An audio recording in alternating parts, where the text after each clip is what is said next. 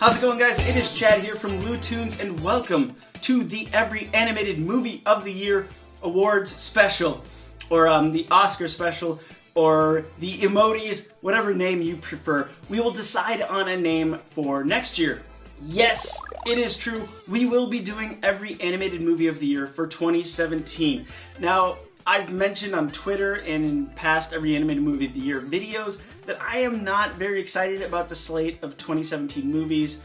And if you guys are OG Every Animated Movie of the Year viewers, then you will know, don't fall over, you will know that the reason why I did this series is because 2015 I personally thought was a very, very weak year. I didn't enjoy many of the films, and I was super hyped about the 2016 slate of movies, so I wanted to do the series. But you guys have been so vocal and demanding that it return and being so awesome about the series. It's been fun to make, I must admit, and I'm excited to make more. Even though I'm not so excited about the 2017 films, I think it could make for a more interesting year in the sort of way that I stack the movies up, because I think my favorite thing about this review style is that I don't give the films scores like most reviews.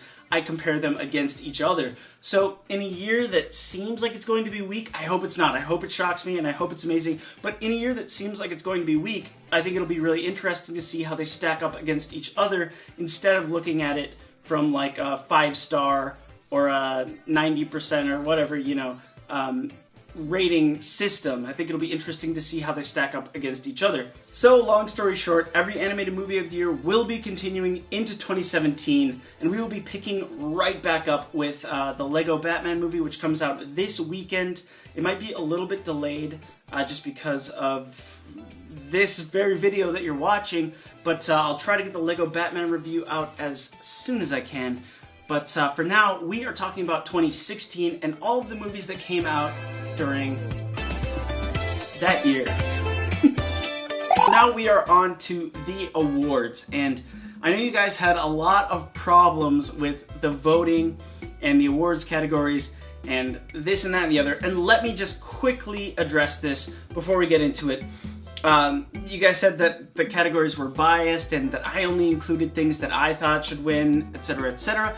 But consider that in any given awards show, the categories are biased. And more importantly, in the Academy Awards or Golden Globes, you've got like one animation category at all, and we have 15. But generally, animation does not get the accolades that it deserves, so hopefully I am amending that very, very slightly with this. So let's get into the awards. So our first category is Best Comedic Side Character, and the fan vote goes overwhelmingly to Flash from Zootopia, which is like a weird mix of frustration and hilariousness. Reminds me, of course, for the older viewers, of that one kid from Malcolm in the Middle, of course. And my pick goes to Firewater from Sausage Party. I think Bill Hader hit an absolute home run with that role. And just moving forward, guys, just so you know, we're going to do a viewer pick and my pick for each and every category. That is 1 out of 15. Let's move on. Okay, next up we've got Best Animation, which I recognize is a very general term, but it's very difficult to quantify things like this with best visuals, textures, sort of movement animations, things like that. It's difficult, so Best Animation I thought was the best way to put this. So you guys voted for Kubo and the Two Strings, and I 100% agree. Cheers every time we agree. We're doing a cheers. You've got to respect what Laika does in terms of visuals, animation, because it's not just stop motion. There's a lot of extra stuff that gets added in. If you've seen anything from like Box Trolls or Paranorman, you'll know that they add a lot of stuff, which is an important part of the process. It's not all done sort of naturally, but that is what makes it really cool, I think, and that is why I'm so proud as an animation fan that Kubo is nominated for a Visual Effects Academy Award as well as an Animation Award. So we got 2 categories. Well, if you don't include the songs, well, 3. Let's move on. Next we've got the Best Villain/Villains, which is always a fun category. And we've got a lot of fun options, but the overwhelming winner, well, it's not that overwhelming actually, is Bellwether from Zootopia. That is a huge spoiler, but the movie's been out for over a year. 32% voting for Bellwether on Zootopia, with Tamatoa from Moana being a close second. But it is actually the 5th place viewer vote that gets my pick, which is the douche from Sausage Party. I know you guys think I give so much undue credit to Sausage Party, but I actually think it is so much better than it is given credit for. And I think Nick Kroll as the douche was absolutely hilarious, absolutely perfect. And that's my pick for the best villain. Let's move on. Next category is one of the most controversial yet. As you can see, you're looking at the statistics. The Moana songs, of course, are heavy favorites, and these are the questions that I took the most flack for on the polls. A lot of you guys wanted to see Shiny from Tamatoa. You guys wanted to see more Moana songs, but I just included the 2 that I thought were the most exemplary of the Moana franchise, I suppose. As you can see on screen, How Far I'll Go is a clear winner, and I tend to agree, which means champagne drink. But no, there's one thing I have to clarify. Turnaround from The Little Prince was going to be my pick for this category, but I've decided to wipe out The Little Prince from the entire Every Animated Movie of the Year process, from the entire cycle. So we'll talk more about that later. Let's get on to the next category. The worst performance. First choice was Rooney Mara as the sisters in Kubo and the Two Strings. The second was Other. And I did say that the category was a joke, but you guys overpowered me, bringing 60% to pick other performances. I'm sure you guys are referencing Norm of the North or Ratchet and Clank, stuff like that, but I gotta stick to my guns on this one and say that Rooney Mara is not cut out for voice acting. She's a subtle actress, and her subtleties don't carry through. That's just personal opinion, but ultimately, the category is just more of a joke. The next category is one of my favorites, the best score. Now, as you guys can see on screen, Moana has overwhelmingly won this one, but I really loved The Little Prince, which is disqualified, and yes, we are going to talk about that later. This is Hans Zimmer, one of my favorite composers of all time. Even if you haven't seen The Little Prince, look it up on Spotify. The score is amazing, but it's disqualified.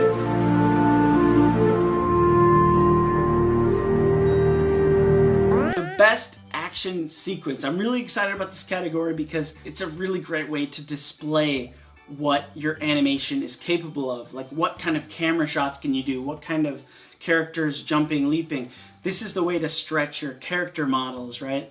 And I always go back to Kung Fu Panda 1, the Tai Lung prison escape scene. If you don't know what that is, look it up on YouTube. It's just straight up coolness. Alright, so let's see. You guys voted. There's a little bit of contention here. You guys voted for the battle against the giant skull monster from Kubo and the Two Strings. A good pick for sure. Final battle for Moana getting a close second, just 4% behind. But my pick is actually the cats chasing the animals on the irrigation system from the wildlife. And I know what you're thinking. One of two things. You're thinking either A, I didn't see the wildlife, or B, you're thinking, I didn't see the wildlife. Was not a great movie, but it had a very strong vision when it came to camera work and like character movement. It was an absolute joy to see in 3D, even though there were no stakes because the story was not great. Sorry, I gotta do it. But yeah, you guys voted for the Kubo scene, which is really good. That'd definitely be my second pick. But I gotta vote for the wildlife scene. It was really good. It really was. Next category, funniest film, and as you guys can see, Sausage Party has narrowly edged out Kung Fu Panda 3, and I tend to agree, which means champagne drink. Next is the worst animated film of the year. As you can see, the most overwhelming vote of all of the awards, Norm of the North, one of the most hated films all across the internet. I think it was a little bit overhated personally. I think Ratchet and Clank definitely should be in the conversation. But I do tend to agree that Norm of the North was the worst, so I gotta agree with you guys on this one. We'll definitely have a cheers on that.